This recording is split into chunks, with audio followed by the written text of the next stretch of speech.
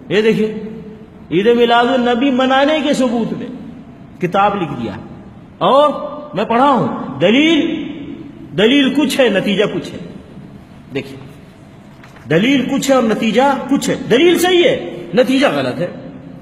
یہ دیکھیے دلیل کیا دیتے، عید میلاد النبی کی دلیل دے رہے. دیکھیے حضور صلی اللہ علیہ وسلم مدینہ تشریف لائے تو وہاں کے یہودیوں کو عاشورہ کا روزہ رکھتے ہوئے دیکھا تو ان سے دریافت فرمایا کہ تم عاشورہ کا روزہ کیوں رکھتے ہو؟ انہوں نے کہا کہ یہ دن نہایت مقدس ہے، مبارک ہے.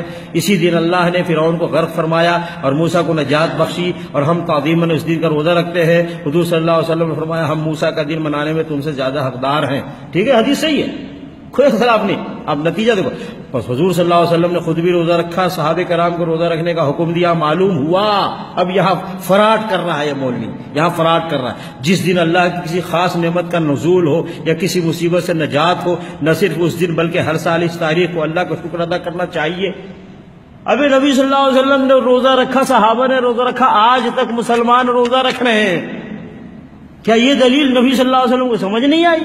نعوذ باللہ.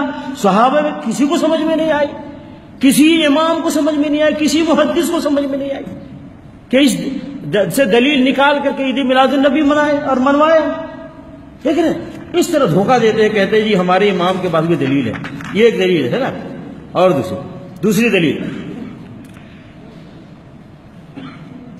دلیل دیتے ہیں. حضور صلی اللہ علیہ وسلم سے پیر کو روزہ رکھنے کے بارے میں سوال کیا گیا. آپ نے فرمایا اس دن ہی میں پیدا ہوا ہوں، اس دن میں پیدا ہوا ہوں اور اسی دن مجھ پر نبوت نازل ہوئی. تو نبی علیہ السلام کہتے ہیں کہ پیر والے دن روزہ رکھنا صرف حضور صلی اللہ علیہ وسلم کے یوم ولادت کی وجہ سے عظیم فضیلت رکھتا ہے. ہمیں چاہیے کہ جب ربیع الاول کی تشریف آوری ہو، اول سے آخر تک انتہائی تعظیم و تقریب کا مظاہرہ کیا جائے. دیکھو فراڈ کیسے کر رہا ہے. نبی صلی اللہ علیہ وسلم نے فرمایا کہ میں پیر کو روزہ اس لیے رکھتا ہوں کہ میری ولادت تھی، اور یہ کیا کہتا ہے جب بھی ربیع الاول آئے تو خوشی مناؤ. کیا تعلق ہے اس سے؟ ایسے عوام کو دھوکہ دیتے ہیں. مطلب پیر کے دن روزہ رکھو، ہر پیر کو روزہ رکھو، یہ نبی صلی اللہ علیہ وسلم کی سنت ہے. یہ تھوڑے کہ ہر ربیع الاول وہ خوشی مناؤ. یہ کہاں سے لے کر کے آئے؟ ٹھیک ہے نا. اب دیکھیے آگے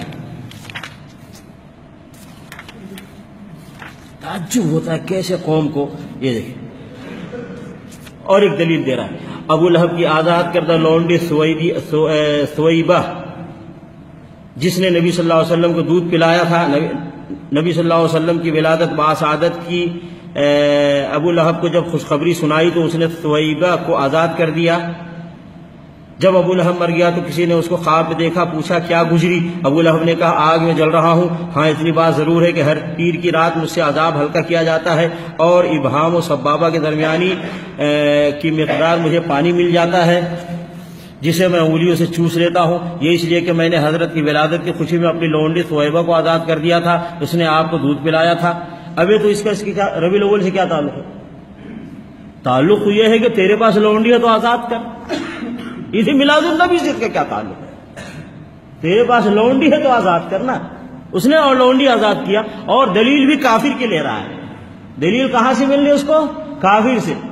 میں نے کہا تمہیں کافر کی سنت مبارک ہو، مجھے تو محمد رسول اللہ صلی اللہ علیہ وسلم کی سنت چاہیے. اچھا پھر یہ اپنے ہی قائد اعظم کی مخالفت کرتے ہیں. ان کے قائد اعظم کون ہوئے؟ ابو لہب.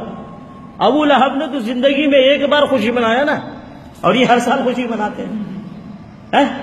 ابھی جن کو اپنا قائد اور رہبر مانتے ہو اسی کی مخالفت کرتے ہو. اور کیا اس نے کہا کہ خوشی منائے تو ہمیشہ کے لیے جہنم میں ہے نا بھائی. خوشی منائے تو کہاں ہے؟ ہمیشہ کے لیے جہنم میں. ایک بار خوشی منایا، تم ہر سال خوشی مناتے ہو تو کہاں جاؤ گے؟ ہاں بھائی سمجھے کیا ہے؟ تو کہاں سے کہاں لے کر کے یہ لوگ جاتے ہیں مسئلے کو. ہاں اب دیکھو کتنی خطرناک بات دیکھا. کہتا ہے بے شک شب میلاد شب قدر سے افضل ہے. شب میلاد شب قدر سے افضل ہے.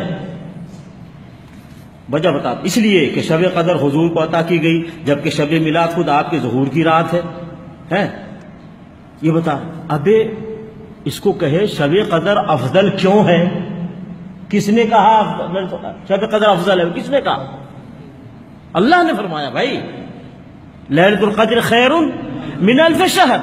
قرآن مجید میں آیت ہے، اللہ نے فرمایا کہ لیلۃ القدر 1000 رات سے افضل ہے۔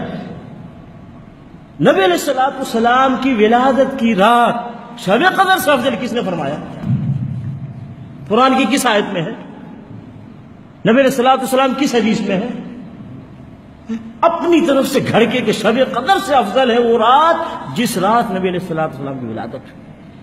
اللہ کتنی بڑی جرات کرتے ہیں یہ لوگ کہ اللہ کے حکم کے مقابلے میں اپنا حکم جاری کرتے ہیں اور اللہ کے حکم کو چھوٹا اپنے حکم کو بڑا کر دیتے ہیں۔ کتنے افسوس کی بات ہے۔ تو بہر کے میں اس لیے دکھایا کہ یہ لوگ اس طرح کی کتابیں میں لکھتے ہیں کہ عید میلاد النبی منانا چاہیے اور دلیل بھی دیتے ہیں، دلیل کچھ ہے اور نتیجہ کچھ اور ہے۔ اس طریقے سے گمراہی پھیلاتے کیوں؟ یہ مولوی، میں نے کہا نا، یہ کون کہتا ہے عید میلاد النبی مناؤ؟ مولوی کا ایک گروپ ہے، اس کا انکم ہے، یہ کتابیں لکھنے والا مولوی ہے، وہ تو کہے گا عید میلاد النبی مناؤ۔ تو اللہ رب العالمین ہمیں اور آپ کو دنیا کے سارے مسلمانوں کو دین حق کو سمجھ کر اور دین حق پر چلنے کی توفیق عطا فرمائے اور ہر قسم کے خرافات سے اللہ تعالی حفاظت فرمائے۔ آمین۔ صلی اللہ علیہ نبینا محمد وعلی آلہ وصحبہ اجمعین۔ السلام علیکم ورحمۃ اللہ وبرکاتہ۔